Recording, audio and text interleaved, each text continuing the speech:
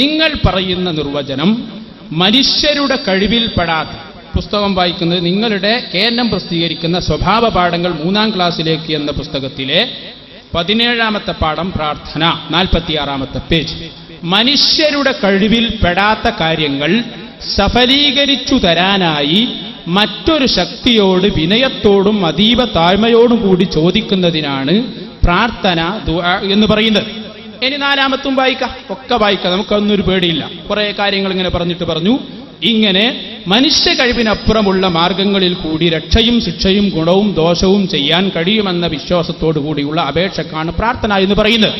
ഇനിയും ആവശ്യപ്പെട്ടാൽ ഇനിയും വായിക്കും, അതിലൊരു പ്രശ്നമൊന്നുമില്ല. അപ്പൊ പറഞ്ഞതിന്റെ ചുരുക്കം എന്തായി? മനുഷ്യരുടെ അല്ലെങ്കിൽ സൃഷ്ടികളുടെ കഴിവിന്റെ അപ്പുറത്തുള്ള കാര്യങ്ങൾ ചോദിക്കുന്നതിനാണ് പ്രാർത്ഥന എന്ന് പറയുന്നത് എന്നാണല്ലോ മുജാഹിദുകൾ പഠിപ്പിച്ച നിർവചനം. അത് തെറ്റാണ് എന്നാണ് ഞങ്ങൾക്ക് തെളിയിക്കേണ്ടത്. അതിനുവേണ്ടി നിങ്ങളോട് ഒരു ചോദ്യം ചോദിക്കുന്നു. അതെന്താണ് ചോദ്യം? നന്നായി ശ്രദ്ധിച്ചോളൂ, ഞങ്ങൾ കേട്ടിട്ടില്ല എന്നൊന്നും പറയണ്ട. ഈ നിർവചനം നിങ്ങൾ പഠിപ്പിച്ചത് കൊണ്ടാണ് അങ്ങനെ ചോദിക്കേണ്ടി വന്നത്. ഒരു സത്യവിശ്വാസി ലാ ഇലാഹ ഇല്ലല്ലാഹ് മുഹമ്മദുർ റസൂലുള്ളാഹ് എന്ന് വിശ്വസിക്കുന്ന ഒരു സത്യവിശ്വാസി അല്ലാഹുവിന്റെ റസൂലിന്റെ ഖബറിന്റെ സമീപത്ത് വന്ന് റസൂലുള്ളാഹി ഉത്തരം ചെയ്യും എന്ന വിശ്വാസത്തോടെ ചോദിക്കുന്നത് ശിർക്കാണോ ശിർക്കല്ലേ? അതാണ് ചോദ്യം. ചോദ്യം വളരെ കൃത്യമാണ്. yes or no ക്വസ്റ്റ്യൻ ആണ്. ആണോ അല്ലേ എന്നതാണ് ചോദ്യം. ബാക്കി ഇൻഷാ അല്ലാഹ് ഞാൻ പറയും. അല്ലാഹുവിന്റെ റസൂലിന്റെ ഖബറിന്റെ സമീപത്ത് വന്ന്, ബാക്കിയൊക്കെ നമുക്ക് പറയാം. ഒന്ന് വന്നാൽ തന്നെ നിങ്ങളെ നിർവചനം പൊളിയോല്ലോ. അല്ലാഹുവിന്റെ റസൂലിന്റെ ഖബറിന്റെ സമീപത്ത് വന്ന്, അല്ലാഹുവിന്റെ റസൂലിന്റെ ഖബറിന്റെ സമീപത്ത് വന്ന് ഉത്തരം ചെയ്യും എന്ന വിശ്വാസത്തോടെ റസൂലുള്ളാഹിനെ വിളിച്ചാൽ അത് ശിർക്കാണോ അല്ലേ? മുജാഹിദ് പ്രസ്ഥാനം ഏതായാലും നിങ്ങളെപ്പോലെയല്ല. നിങ്ങളുടെ ചോദ്യത്തിന് മറുപടി പറയാൻ തന്നെയാണ് എഴുന്നേറ്റ് നിൽക്കുന്നത്. കാരണം പ്രമാണങ്ങൾ ഞങ്ങളുടെ കൂടെയാണ്. അതുകൊണ്ട് തന്നെ നിങ്ങൾ ചോദിച്ചതിന് മറുപടി പറയാൻ ഞങ്ങൾ തയ്യാറാണ്. അല്ലാഹു സുബ്ഹാനഹു വ തആല ഈ ലോകത്തുള്ള മുഴുവൻ മനുഷ്യരെയും സൃഷ്ടിച്ചത് അവന് ആരാധന അർപ്പിക്കാനാണ്. എങ്ങനെയൊക്കെയാണ് അള്ളാഹുവിന് ആരാധന അർപ്പിക്കേണ്ടത് എന്ന് അവന്റെ ദൂതന്മാരെ നിയോഗിച്ചുകൊണ്ട് വളരെ കൃത്യമായി അല്ലാഹു സുബ്ഹാനഹു വ തആല പഠിപ്പിച്ചു.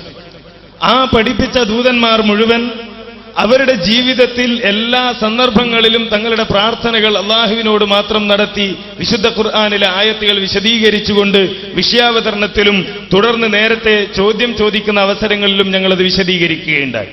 അതോടൊപ്പം തന്നെ നബി കരീം സല്ലല്ലാഹു അലൈഹി വസല്ലം ഇന്നമാ അദ്ഉ റബ്ബി വലാ ഉശ്രികു ബിഹി അഹദ എന്ന് പ്രഖ്യാപിക്കാനായി അള്ളാഹുവിന്റെ റസൂലിനോട് ആവശ്യപ്പെട്ടതും നേരത്തെ വിശദീകരിക്കുകയുണ്ടായി.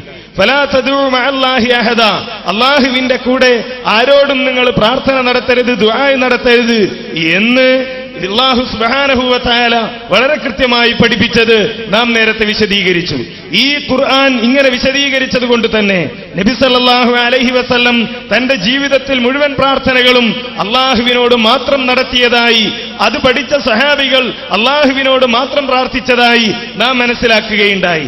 അതുകൊണ്ട് തന്നെ നിങ്ങൾ ചോദിച്ചതുപോലെ ഇന്ന് നമ്മൾ തർക്കിച്ചുകൊണ്ടിരിക്കുന്ന സുന്നികളും മുജാഹിദുകളും തമ്മിൽ തർക്കത്തിലിരിക്കുന്ന രൂപത്തിൽ നബി സല്ലല്ലാഹു അലൈഹി വസല്ലമയുടെ വഫാത്തിന് ശേഷം അള്ളാഹുവിന്റെ റസൂലിന്റെ ഖബറിന്റെ അരികിൽ ചെന്നുകൊണ്ട് ഈ പറഞ്ഞതുപോലെ ആഗ്രഹ പൂർത്തീകരണത്തിന് വേണ്ടി ഒരാൾ പ്രാർത്ഥിക്കുകയാണെങ്കിൽ അത് ശിർക്കാണ് എന്ന കാര്യത്തിൽ ഖുർആനിന് സംശയമില്ലാത്തതുപോലെ അല്ലാഹു സുബ്ഹാനഹു വ തആല സത്യദീൻ പഠിപ്പിക്കാനായി ഈ ലോകത്തേക്ക് നിയോഗിച്ച അംബിയാഇന് സംശയമില്ലാത്തതുപോലെ അഷ്റഫുൽ ഖൽഖായ നബി സല്ലല്ലാഹു അലൈഹി വസല്ലമയിൽ നിന്ന് ദീൻ പഠിച്ച സ്വഹാബ കിറാമിന് സംശയമില്ലാത്തതുപോലെ മുജാഹിദുകൾക്കും സംശയമില്ല.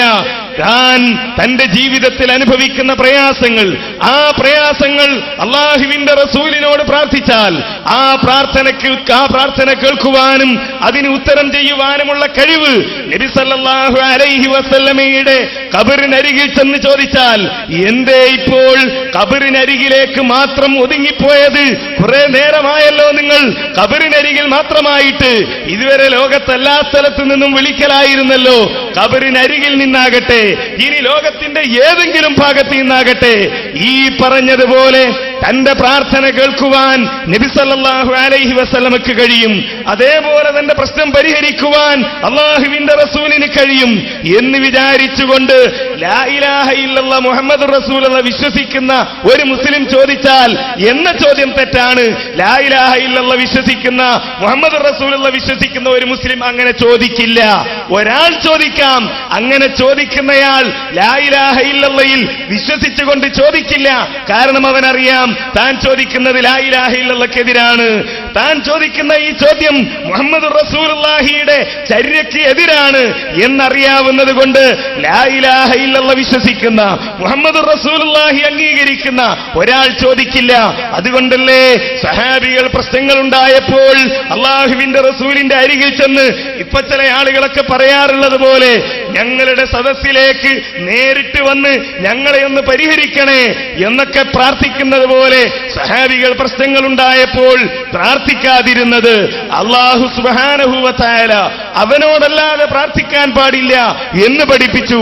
എന്നോട് നിങ്ങൾ പ്രാർത്ഥിച്ചുകൊള്ളുക, എന്റെ അമ്പിയാക്കളോടും പ്രാർത്ഥിച്ചുകൊള്ളുക എന്ന് പറഞ്ഞിട്ടില്ല. വീണ്ടും ആവർത്തിക്കുന്നു ഉത്തരം, പറഞ്ഞില്ലെന്ന് പറയരുത്. അങ്ങനെയല്ല പറയേണ്ടത് എന്ന് വേണമെങ്കിൽ നിങ്ങൾക്ക് പറഞ്ഞ് രക്ഷപ്പെടാം. പക്ഷേ പറഞ്ഞില്ലെന്ന് പറയരുത്.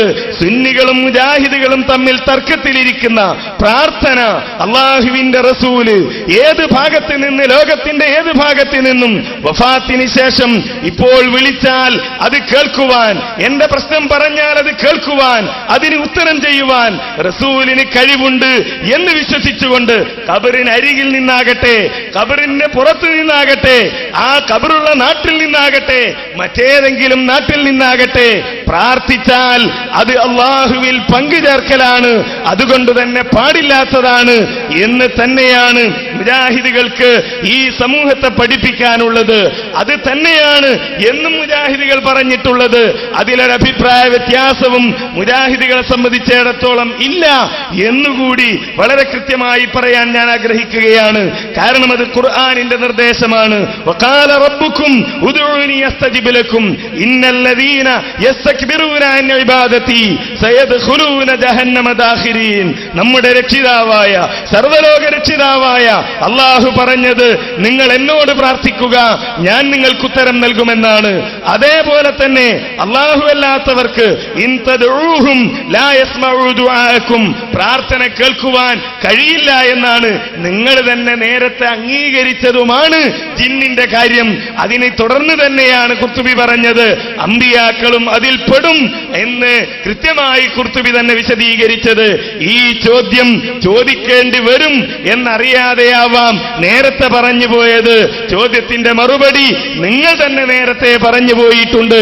അതൊക്കെ ഒന്ന് കൂടിയാലോചിച്ച് ചോദിക്കുന്നതാകും നന്നാവുക എന്നുകൂടി സാന്ദർഭികമായി സൂചിപ്പിക്കുകയാണ്. ഉത്തരം വളരെ ലളിതമാണ്.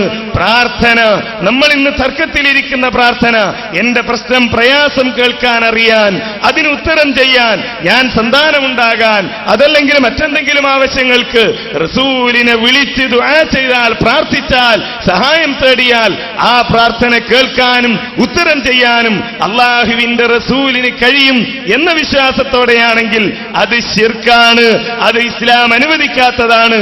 വീണ്ടും പറയട്ടെ, ലാ ഇലാഹ ഇല്ലല്ലാഹ് മുഹമ്മദുർ റസൂലുള്ളാഹ് മനസ്സിലാക്കിയ ഒരാൾ അങ്ങനെ ചെയ്യില്ല. ഇങ്ങനെയാ മറുപടി പറയേണ്ടത്. ഇങ്ങനെ മറുപടി പറഞ്ഞ് പ്രമാണങ്ങളുടെ പിൻബലത്തോടെ സ്ഥിരപ്പെടുത്താൻ കഴിയണം. നിങ്ങൾക്കെന്തേ മറുപടി പറയാൻ കഴിയാതിരുന്നത്? പ്രമാണങ്ങളുടെ പിൻബലമില്ല, പ്രമാണങ്ങൾ നിങ്ങൾക്കെതിരാണ്. നിങ്ങളുടെ ആംഗ്യങ്ങളുണ്ടാകാം, നിങ്ങളുടെ വാക്കുകളുണ്ടാകാം. ചോദിച്ചല്ലോ നേരത്തെ ഇവിടെ, എവിടെ ഹദീസ് എന്ന് പറയാൻ നിങ്ങൾക്ക് കഴിഞ്ഞിട്ടില്ല.